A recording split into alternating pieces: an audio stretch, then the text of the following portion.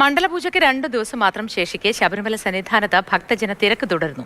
തുടർച്ചയായി 3-ാം ദിവസവും തീർത്ഥാടകരുടെ എണ്ണം 1 ലക്ഷം പിന്നിട്ടു. പൊതു അവധി ദിനമായി ഇന്നും തിരക്കിന് കുറവില്ല. തങ്കയങ്കി ഘോഷയാത്ര പമ്പയിൽ നിന്നും സന്നിധാനത്തേക്ക് പുറപ്പെട്ടു കഴിഞ്ഞാൽ അയ്യപ്പന്മാർക്ക് മല ചവിട്ടുന്നതിന് നിയന്ത്രണമുണ്ടാകും. നാളെ വൈകിട്ടാണ് തങ്കയങ്കി ചാർത്തിക്കൊണ്ടുള്ള ദീപാരാധന നടക്കുക.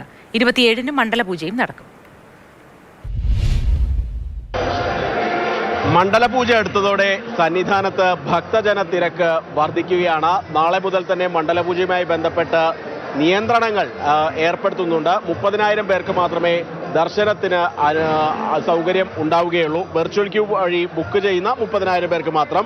സ്പോട്ട് ബുക്കിംഗ് എന്നുള്ളത് 2,000 ആക്കി കുറച്ചിട്ടുമുണ്ട്. അതുപോലെ തന്നെ തങ്കയങ്കി ഘോഷയാത്ര സന്നിധാനത്തേക്ക് പമ്പയിൽ നിന്ന് പുറപ്പെടുന്ന ആ സമയം മുതൽ തീർത്ഥാടകർക്ക് മല ചവിട്ടുന്നതിന് നിയന്ത്രണം ഉണ്ടാവുകയും ചെയ്യും.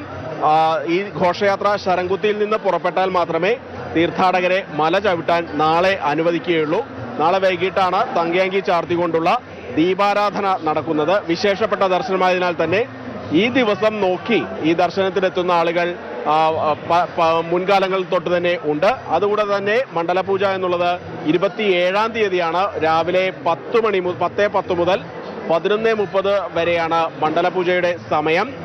തുടർന്ന് വൈകിട്ട് ഹരിവരാസനം പാടി നടയടയ്ക്കുന്നതോടെ 41 ദിവസത്തെ മണ്ഡലകാല തീർത്ഥാടനത്തിന് സമാപനമാകും. തുടർന്ന് 30-ാം തീയതി വൈകിട്ടാണ് മകരവിളക്ക് ഉത്സവത്തിനായി നട തുറക്കുക. ഏതായാലും സന്നിധാനത്ത് സുരക്ഷയൊക്കെ മണ്ഡലപൂജയോടനുബന്ധിച്ച് വർദ്ധിച്ചിട്ടുണ്ട്. ഏതായാലും ഈ മകരവിളക്ക് ഉത്സവത്തിന് മുന്നോടിയായിട്ടുള്ള വിവിധ വകുപ്പുകളുടെ അവലോകന യോഗവും നാളെ പമ്പയിൽ ചേരുന്നുണ്ട്. ദേവസ്വം വകുപ്പ് മന്ത്രി VN വാസവൻ യോഗത്തിൽ പങ്കെടുക്കുകയും ചെയ്യുന്നുണ്ട്. എന്തെല്ലാം ക്രമീകരണങ്ങൾ മകരവിളക്ക് തീർത്ഥാടനത്തിന് ഏർപ്പെടുത്തണം, ഈ മണ്ഡലകാല തീർത്ഥാടനത്തിന് ഏതെങ്കിലും തരത്തിലുള്ള വീഴ്ചകൾ ഉണ്ടായിട്ടുണ്ടോ തുടങ്ങിയ കാര്യങ്ങളെല്ലാം പരിശോധിക്കുകയും ചെയ്യും. എന്തെന്നാൽ മണ്ഡലകാലത്ത് വരുന്നതിനേക്കാൾ കൂടുതൽ ഭക്തർ മകരവിളക്ക് ഉത്സവത്തിന് സന്നിധാനത്തേക്ക് എത്താറുണ്ട്.